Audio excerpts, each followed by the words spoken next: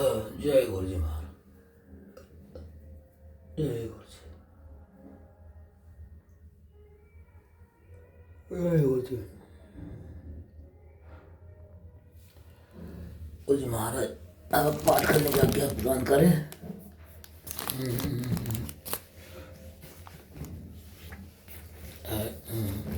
सब चलिए पंडित जा रहे हैं जब तक मंदिर रुक आ जाए।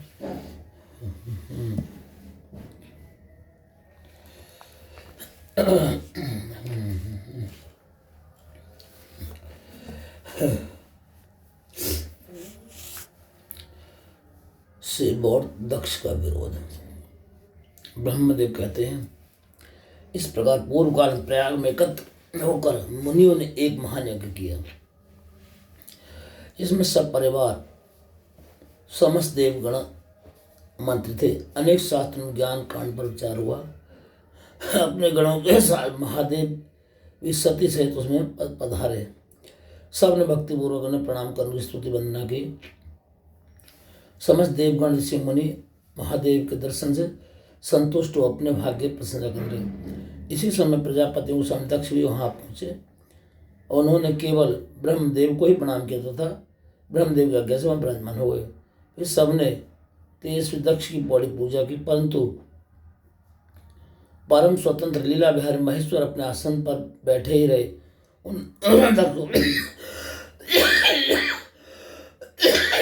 प्रणाम भी नहीं किया। इससे दक्ष को बड़ा क्रोध उत्पन्न हुआ। उन्होंने सब सभा के माध्यम सबको सुनाते शिव जी को बहुत कुवचन कहे और कहा कि यह पाखंडी दुर्जन पापशील ब्राह्मण निंदक सर्वदा स्त्रीमासक्त और अतिम प्रवीण है। संबंध से मेरा जमाता होते हुए इसने मुझे प्रणाम तक नहीं किया, अतः मैं इसे शाप दूं। हे ब्राह्मणों देवता, तुम सभी सुन लो। यह इससे मेरे द्वारा सर्वथाई वध करने योग्य है। मैं इसे बहिष्कृत करता हूँ। आज से देवताओं के साथ भाग नहीं पाएगा। यह वर्ण विहीन शमशान वासी और कुल जन्म से हीन वह। यह सुनते ही नंदीश्वर की आंखें लाल हो गई। उसने दक्ष को बहुत डांटा फटकारा। दक्ष नंदीश्वर को शाप देने लगे। शिव जी के समस्त गणों को भी उन्होंने शापित किया। फिर तो नंदीश्वर को और भी क्रोध आ गया। उसने उस महागर्वित दक्ष से कहा, हे दुष्ट बुद्धे, क्या तू शिव तत्व को नहीं जानता? रे मूर्ख, यह जो तूने भृगु आदि ऋषियों के मध्य में इन महाप्रभु भगवान शंकर का उपहास किया है, से शिव जी के प्रभाव से मैं भी तुझे शाप देता हूँ। तुम सब ब्राह्मण वेद का वास्तविक अर्थ न समझकर केवल अर्थवाद पर ही विश्वास करोगे।